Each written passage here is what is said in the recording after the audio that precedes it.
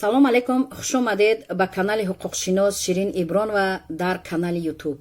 ба шумо гуфтаниям ки тӯли чанд рӯз ман дар ютуб набудам, сабаб имконият набуд ва корҳои шахсӣ зиёд буд ва навигариҳои зиёд дорам, навигариҳои муҳим дорам. Метавонед видеоро аз аввал то охир бо диққат гӯш кунед ва истифода баред.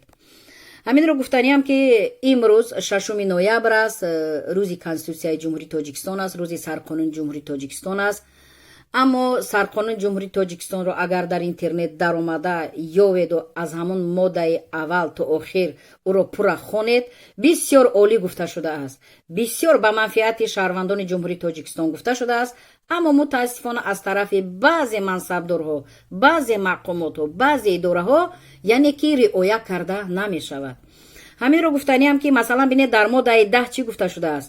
Дар моддаи 10 Конститутсия гуфта шудааст ки давлат ва ҳамаи мақомоти он, яъне тамоми мақомоти идораҳо, яъне мансабдорон, шаҳрвандон ва иттиҳодияҳои онҳо вазифа доранд ки Конститутсия ва қонунҳои Ҷумҳурии Тоҷикистонро риоя ва иҷро намоянд.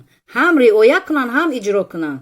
аммо бинед ки кадом қонунҳо ба манфиати ҳамин яъне шаҳрвандони Тоҷикистон дар Конститутсия навишта шудааст, чӣ гуфта шудааст. ҳозир ман каме мухтасар, зиёди шумо савол додед, ба ҳамон саволҳои шумо ҷавоб медиҳам. фақат ана бинед ки дар моддаи 16 чӣ гуфта шудааст. моддаи 16 Сарқонун гуфта шудааст ки шаҳрванди Тоҷикистон дар хориҷи кишвар бошад, таҳти ҳимояи давлати Тоҷикистон аст.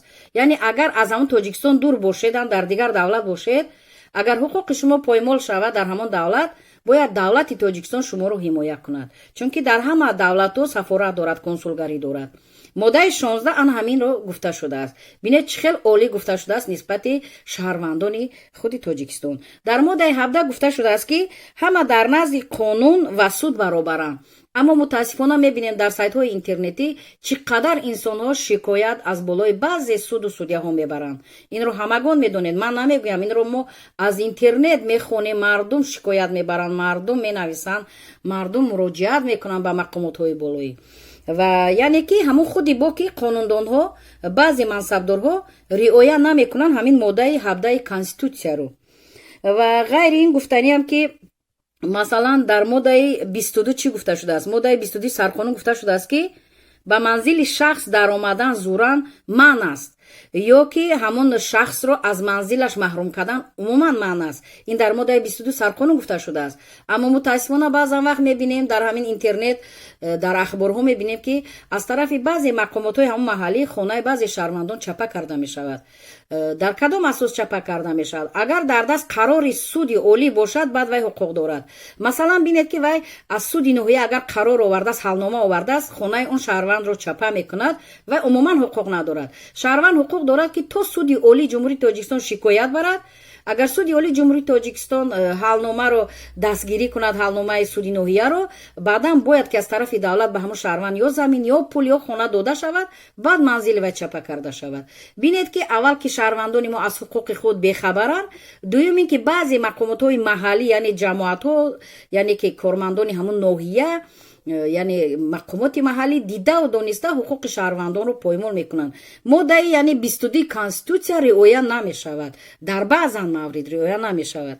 ва ғайри ин гуфтаниам ки дар моддаи 23 чӣ гуфта шудааст. моддаи 23 Конститутсия гуфта шудааст ки яъне ки дар бораи шаҳрванде ки бе иҷозати ӯ маълумот паҳн мекунед, ин манъ аст дар қонун. дар моддаи 23 дар кодекси ҷиноятии Ҷумҳурии Тоҷикистон, кодекси гражданӣ ҳам ҳамин хел гуфта шудааст. ман дар пештара видеоам гуфта шудам ки дар бораи шахсияти маълумот додан, обрӯи ӯро паст кардан, сурати ӯро дар интернетҳо мондан ё нисбати ӯ гапҳои тӯҳматангез навиштан, ин худ дар Конститутсия моддаи 23 гуфта шудааст ва дар кодекси ҷиноятии шаҳрвандӣ гуфта шудааст. аммо кам набуданд ҷавононе ки баъзе суратҳои духтарҳоро гирифта дар Инстаграму, ТикТоку дигар ҷо монданд. аммо он духтарҳо аз ҳуқуқи худ ки бохабар буданд, муроҷиат карданд ба мақомотҳо, баъзеҳо 5-6 сол аз озодӣ маҳрум шуданд, чунки ҷавон ҳастанд, намедонанд қонун чӣ аст, яъне аз Конститутсия бехабаранд, аз қонунҳои Ҷумҳурии Тоҷикистон бехабаранд. анами хел надониста, бинед ки надонистани инсон ӯро аз ҷавобгарии ҷиноятӣ озод намекунад, баръакс ӯро ба ҷавобгарии ҷиноятӣ мекашанд. барои ҳамин инро бояд донед. моддаи 23 ҳаминро гуфта шудааст: ҳеҷ вақт дахолат накунед ба ҳаёти шахси касе, ё ки сурати касеро мондан, ё ки дар бораи маълумоте паҳн кардан бе иҷозати ӯ. ин дар конститутсия ки манъ шуд, ин конститутсия сарқонун аст, дар тамоми қонунҳои ҷумҳурии тоҷикистон сарқонун аст. инро бояд донед ва ба фарзандони худ фаҳмонед, то ки ҷиноят содир накунанд. дар моддаи 33 гуфта шудааст дар конститутсия, яъне бисёрникоҳӣ манъ аст, аммо мутаассифона бинед, ҳамин бо аз тарафи баъзе мансабдорҳо ин ҳамин бисёрникоҳӣ сурат мегирад. ҷангу ҷанҷолҳо, ба худкушиҳо, ба маъюб кардани зани дуюму маъшуқа расонидан. шумо ҳаматон огаҳ ҳастед рӯзҳои охир чӣ воқеаҳо рӯй дод. шарт нест ман ҳамаи ӯро пурра гуфта гузарам. дар моддаи 33 анамина гуфта шудааст ки бисёрникоҳӣ, бисёрзанагӣ манъ аст дар ҷумҳурии тоҷикистон. ва ғайри ин гуфтаниам ки дар моддаи 34 гуфта шудааст ки модар кӯдак таҳти ҳимояи яъне ва ғамхории давлат мебошад. вақте ки модар бесарпаноҳ мемонад, кӯдакони хурдсол дорад, бояд ки таҳти яъне ғамхори давлат бошад.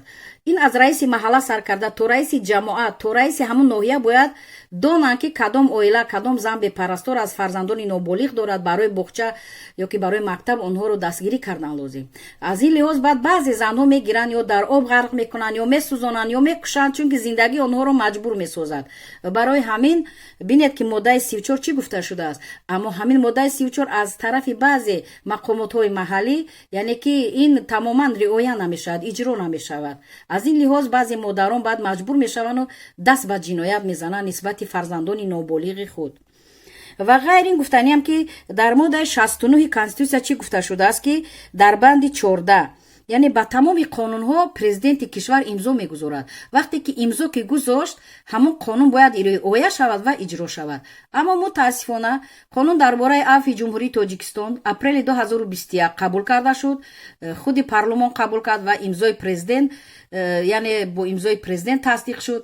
аммо мутаассифона зиёд инсонҳо мегӯянд ки наздикони онҳо нисбати онҳо то ҳозир ҳамин қонун дар бораи афв ҳамин 2021 сол татбиқ нашуда истодааст.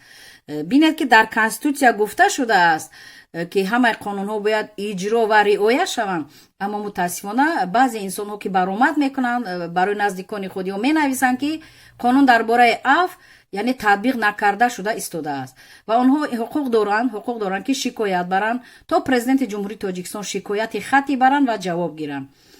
ва ғайри ин ҳаминро гуфтаниам ки зиёд инсонҳо савол оиди квота додед. квота дар моҳи ноябр 8, 9, 10, 11, 12 ноябр дар ҳамон маркази муҳоҷирати Сахр ва дар шаҳри Москав аризаҳо қабул карда мешавад. нафароне ки мехоҳед, чандин рӯзҳо саволҳо додед, марҳамат, рафта ҳуҷҷатҳои худро баред, анкета заявлени онҷо пур кунед ва супоред. дар мобайни 30-35 рӯз бояд ба шумо ҷавоб диҳанд. ва нафароне ки оиди квота агар мехоҳед пурратар, муфассалтар фаҳмед, видеоҳои пештараи манро дар канали ютубам ба ном Ширин Ибронова бинед ва худатон мефаҳмед ки квота чист ва чӣ ҳуҷҷатҳо лозим аст. фақат як навигарӣ дар квота ки ариза заявлени анкета нав шудааст. барои ҳамин метавонед ки ҳамонро ё рафта аз ҳамон маркази муҳоҷиратӣ гиред ё ки аз интернет скачат кунед, чунки нав шудааст, хато накунед. ва чӣ ҳуҷҷатҳо лозим дар видеоҳои пештара ман гуфтаам, метавонед бинед ва истифода баред.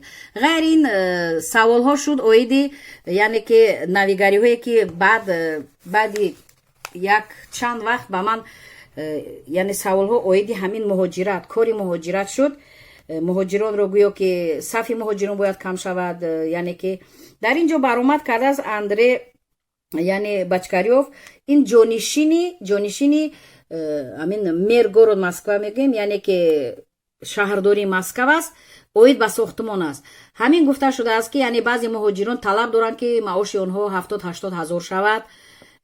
барои ҳамин ӯ ҳатто таъкид кардааст ки ба мо айни ҳол лозим аст инженер яъне доир ба сохтмон. ва хуб мешуд ки муҳоҷироне ки айни ҳол патент доред ва қонунӣ инҷо зиндагонӣ доред, ҳуҷҷатҳои худро супоред. дар ҳамин Русия пур аст коллеҷ ва университет, институтҳое ҳаст ки доир ба сохтмон аст ва мутахассисҳои хуб тайёр мекунанд. хонед, диплом гиред, бемалол кор кардан гиред. ва ғайри ин гуфта шудааст ки мутахассисҳо лозима нестак дар сохтмон ва метавонем сафи ҳамон муҳоҷиронро кам кунем, ҳам маоши баланд яъне ки аз мо талаб доранд гуфта. барои ҳамин хуб мешуд ки аз ҳамин 30-40 боло бошад, 30-40 ҳазорам шукр гуфта кор кардан дар кор, то ки бекор намонед. дар амони худованд бошед. саволҳо бошад дар поёни видео марҳамат нависед. вақт шавад ба саволҳои шумо ман ҳуқуқшинос Ширин Ибронова ҷавоб медиҳам.